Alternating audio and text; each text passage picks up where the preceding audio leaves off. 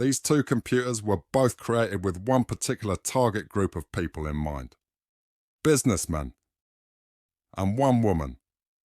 More specifically, those that are always doing business on the go. Big business on a tiny laptop, with a side of shareholders and synergy. Get the low-hanging fruit and think outside the box. Think about how to reach target growth, because if the company makes money, then you make money. It's a win-win.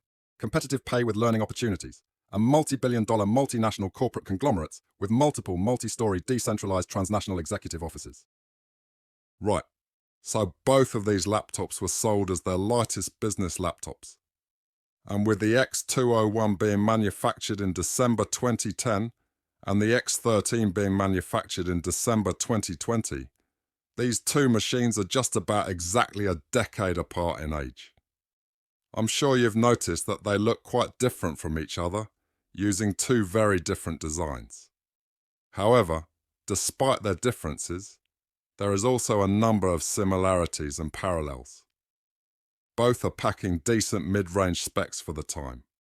This ThinkPad X201 has a first-generation i5-5560M with dual cores and 4 threads and a turbo clock frequency of 3.2 GHz. While this ThinkPad X13 has a 10th generation i5-10310U with 4 cores and 8 threads and a turbo frequency of 4.4 GHz. Yes, the newer computer is much better, although the old one is still somewhat competent enough to do some basic tasks, like watching a YouTube video or scrolling through Reddit. The newer one can do the same tasks, but with much less CPU usage and power consumption.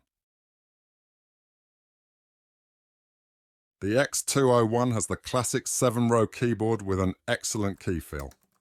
Some people consider the classic keyboard a unique and nostalgic feature of older ThinkPads and prefer it over the modern design. There are those who despise the modern island style and say the layout is terrible. And yes, it is different, but I have to say, it really isn't that bad, and I would even say the typing experience is much better than a lot of other laptops. Both of them have the red track point in the middle of the keyboard, which you can use as a mouse and saves you the time of having to go back and forth between the touchpad and the keyboard. I'm very grateful that Lenovo decided to keep the track point for all these years, although not many people use it. If you're someone who prefers the touchpad, the X13 has a nice clickable touchpad, while the X201 has quite a small one. Although this is an improvement over the 1-year-older X200, which didn't have a touchpad at all. The X13 has 2 USB-A ports and 2 USB-C ports, which a USB-C dock can be plugged into, which allows for several additional USB ports and video ports. The X201 has 3 USB-A ports, but it also has an express card slot that allows you to insert various cards, such as a Bluetooth module, smart card reader, and extra USB ports. Port expansion can go even further with the Ultra Base, which adds several additional USB ports and a display port.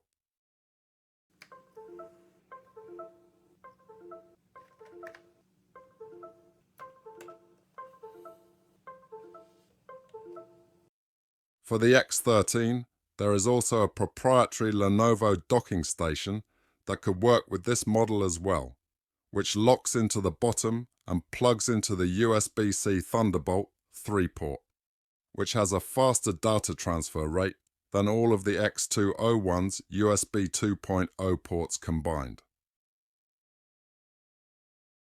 The Ultra Base isn't just for port expansion, but also has built-in speakers for better sound as well.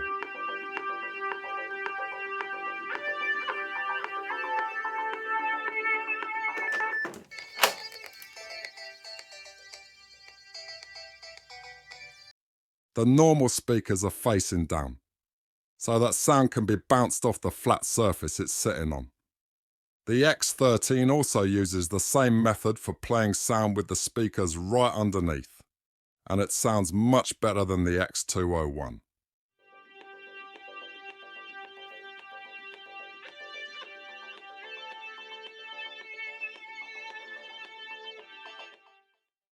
It also has a much nicer screen with an IPS anti-glare touchscreen with support for 10-finger touch.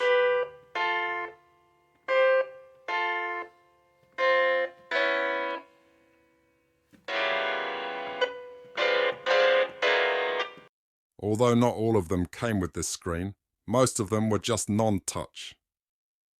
The X201 screen is not as nice, with a 1200 by 800 resolution and poor viewing angles.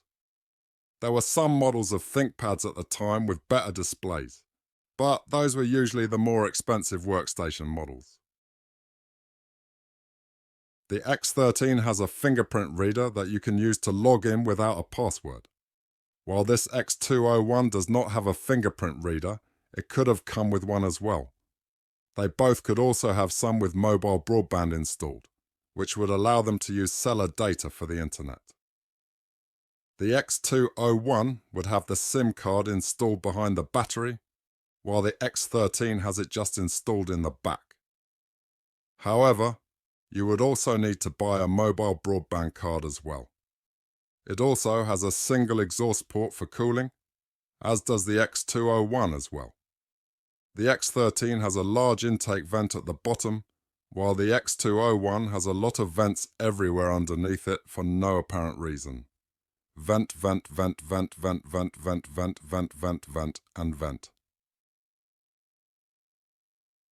If you look at the front, you can see that it starts out thinnish, and then all of a sudden, large bulges stick out as they add to in order to fit the heatsink. There's also a bulge at the front, which reminds me of a 90s Mitsubishi Eclipse. The X13 also looks thinner in the front than it does towards the back. Of course, it's still thinner and sleeker overall. ThinkPads are known for their build quality, and these two models are no exception. Both of them use magnesium alloy in their construction and have a sturdy feeling hinge design. Even the newer X13 has the hinge screwed into metal, as opposed to some other brands that have hinges screwed into plastic parts. While the X13 is pretty easy to disassemble, unfortunately, it does not have upgradable RAM, so if you're looking to buy one, you should buy one that already has the amount of RAM that you want. The CPU also isn't upgradable, but the X201 also has a soldered CPU that can't be upgraded. And while the RAM can be upgraded, 8 GB is the maximum. The X201 has a built-in aqueduct system that would make any ancient Roman filled with envy, with 3 water drain holes and a water channel built into the palm rest to transfer water to the center drain. This is because the keyboard is intended to be spill resistant, so if water is spilled on the keyboard, it will just exit through the bottom. The X13 also allegedly has a spill-resistant keyboard, although there are no drain ports at the bottom, and when I bought it, some of the keys did not work due to water damage. So I don't think the spill resistance is as effective as in the X201.